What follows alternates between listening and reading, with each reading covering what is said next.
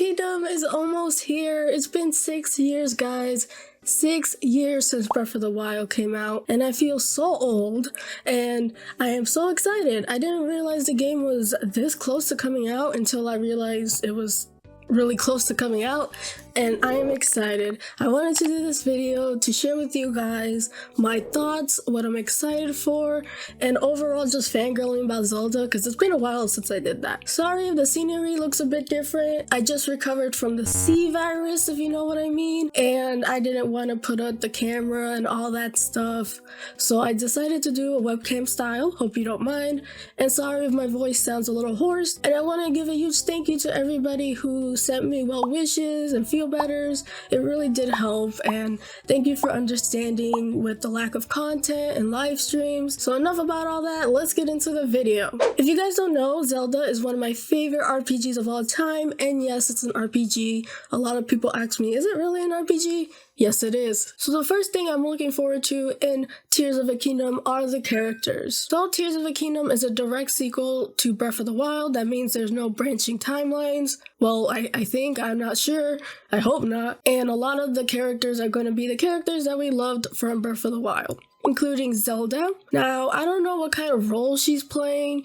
She kind of gets swept under, no pun intended, in the beginning of the trailers, and not gonna lie, I'm a bit disappointed with that. I wanted her to play a more pivotal role in the story, but from what I've been seeing, and I could be wrong, I hope I'm wrong, I wish Zelda played a more bigger part in this game. It's like wasted character. She's voice acted, she's beloved, especially her Breath of the Wild counterpart, and she cut her hair. Usually when people cut their hair, it's because they're going to do something different or be a different person. Here's hoping that I am wrong about this and she does play a bigger role. Now our good boy Linky Boo. Now Link is typical Link, silent protagonist. They didn't put a voice. Now a lot of people say that he should stay silent, but I'm in the camp that believes that Link should have a voice. I mean, nothing major and nothing grand. A lot of people confuse having a voice with talking too much. He could have a voice and not talk or very sparingly say words, and it hits the impact more harder because we all know Link doesn't talk, so when he says something, it's like, damn, it's pretty important. So I was hoping that Nintendo finally sheds that whole silent protagonist moniker with him, but he's still silent, and it's okay. His design looks very nice. I like the whole rugged wood. His design did I say rugged wood? Hey yo! He has that long hair, don't care sporting thing going on. Very rustic, and I like his appearance in Tears of the Kingdom. It's a far cry from Breath of the Wild, where he had his uniform and it was put together. This time in Tears of the Kingdom, he's like, I don't give a flying F. I'm gonna dress how I want to. And if I look like a woodsman, then okay, that's so be it. And you might notice that he's sporting something new on his arm. He has this new power. I'm not sure the story ramifications as to how he got this power. There's a lot of good theory videos out there if you want to check out. Needless to say, it's a green color and he's using it for a lot of different powers in the trailers. And we also noticed that Link is sporting the Master Sword, but it's broken and very rusty, so it looks like it's been through much. Link went ham on the training a bit too hard, and the durability of the Master Sword just gave out and broke. No, I'm just playing. Most of the story is going to be restoring that sword, because the Master Sword is important to every Legend of Zelda game, so they're gonna have to get that fixed. So Ganon, or Ganondorf in Tears of the Kingdom, has a voice. He has a deep, scratchy, sandpaper voice, which is, yeah, he's been under there for a while. He probably hasn't talked to anybody in a good second. So his voice sounds very hoarse and very angry. Now, I don't know if Ganon is gonna be a person or Ganondorf or something else, and I hope it's not just malice, because in Breath of the Wild, Ganon was just literally malice. He was just the evil seeping in stuff. He didn't really have a physical form. I hope that they change that and make him into a person, which does make sense because in the trailers, we see a mummified Ganondorf or Ganon, so maybe he'll restore his body and use that for his nefarious reasons or something. Now, Ganon as a villain is not really scary to me. It's just the concept of him is pretty scary, if you think about it. Now, having the Triforce of Power pretty much guarantees you're on the evil route, which sucks. So I would love to see a story where like Ganon is not evil, it's just the Triforce of Power is compelling him, and he has like this internal struggle with being a good person with the power he has, but not going into his evil ways. I know it's probably not going to be in Tears of the Kingdom, but it's a good story point for any future Zelda game down the line. Now the next point I'm excited for is exploring Hyrule. Alright, so it's been stated, and we can actually see with our eyes, that the Hyrule in Tears of the Kingdom looks a lot like the Hyrule in Breath of the Wild. And I have a feeling that the stuff that happened in Breath of the Wild will impact what's happening in Tears of the Kingdom. Now, a lot of people are saying this is just Breath of the Wild DLC, and the disrespect, man, the disrespect. This is clearly a whole new game with a whole new story and things going on. And yes, it's probably the same map from Breath of the Wild, but they added new things on top of it. Alright, back to exploring. I can't wait to have that sense of adventure like I did in Breath of the Wild, finding dungeons. Now, I don't really know what kind of dungeons, they haven't said anything yet, but finding dungeons, maybe more Korok seeds, other collectibles, and they even added a new area up in the sky where you could explore as well. So there's a lot you could do in this game. And one of my favorite aspects of Breath of the Wild was the exploration and finding new places, so I can't wait to do that in Tears of the Kingdom. Now, I'm assuming that the villages from Breath of the Wild are still there, unless something happened, I don't know. But if so, I want to see how they're progressing, if any new villages popped up, the horse ranch, see how it's faring. I just can't wait to get back into this world.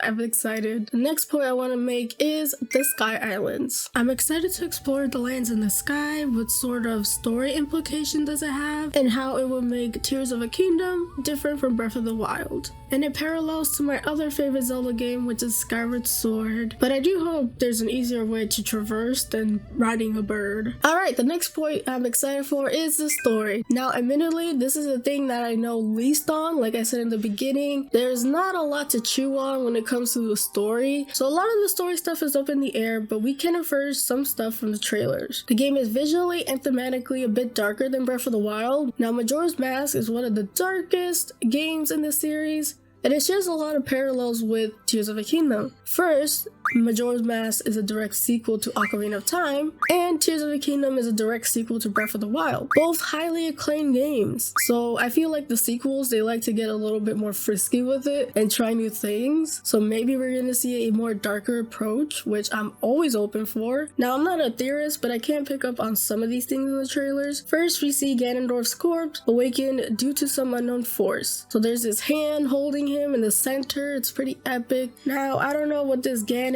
or Ganondorf is gonna be up to. If it's like Breath of the Wild, then the malice is gonna be spreading, causing a lot of death and destruction to a already healing Hyrule Kingdom. Like literally, they just got off of Breath of the Wild. Give them a break, man. And that's all I could gather from the trailers. There's a lot of other things going on, obviously. Where is the hand thing coming from? What powers are they using? Where's the Sheikah people? And most importantly, why was Link and Zelda down there to begin with, and who sent them? So there's a lot of story stuff up in the air, and I can't wait to see how it pieces together in Tears of a Kingdom. Zelda stories are actually not that deep. It's just when you look at it in different aspects, it could go pretty deep. I mean, look at all these books just for the Legend of Zelda. Now, these three are for all the Legend of Zelda games, but this one is specifically for Breath of the Wild. It's a chonker. So the stories might not be complex on the surface, but they are really complex if you want to dig into them. Now, the last thing on this list I'm very excited about, and that is the gameplay, especially since yesterday's trailer. With the latest gameplay showcase, we have a ton of new information concerning game mechanics. From the trailer, Link gets 4 new abilities in his disposal. There is Recall, Fuse, Unhand, and Ascend. Recall can rewind an object's movement, as demonstrated by Numa using a piece of rock that fell from the sky. Now, Recall seems to be more of a transportation kind of thing. Then there is Fuse, like the name suggests, lets you fuse together to get better abilities. This was shown in the recent trailer with a rock and a stick. Link takes a rock and a stick and puts them together to make a hammer.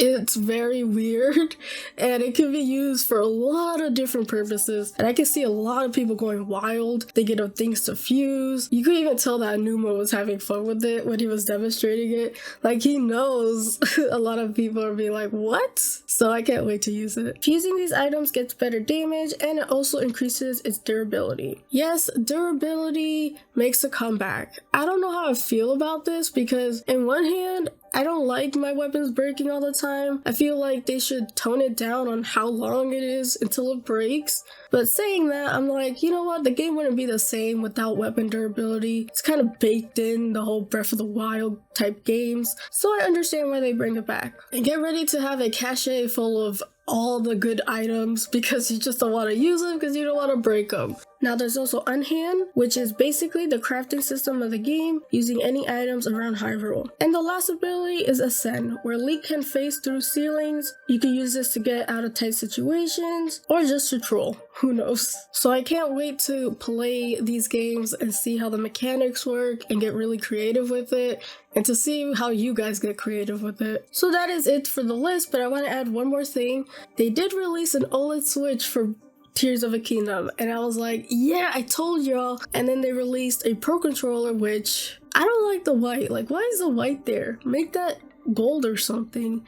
I just found that really odd. Now, another thing I want to touch on, I don't know if I'm going to edit this or not, but the $70 price tag. I don't get it, but it is what it is at this point. Some people defend it. There's being okay with it and indifferent, and then there's just defending it. I'm like, what? How? I thought we could all agree that we want to pay less money. But apparently not. Anyways, in conclusion, I can't wait for this game. I am so hyped. If you guys enjoyed the video, hit that like button, and if you like my content and would love to see more, then please hit that subscribe button. Tell me in the comments down below, what are you looking forward to in Tears of the Kingdom? Are you not looking forward to it? I would love to hear your guys' thoughts. You can catch me on my socials in the description. Hope you guys have a beautiful day, and as always, play a good game. Peace, peace.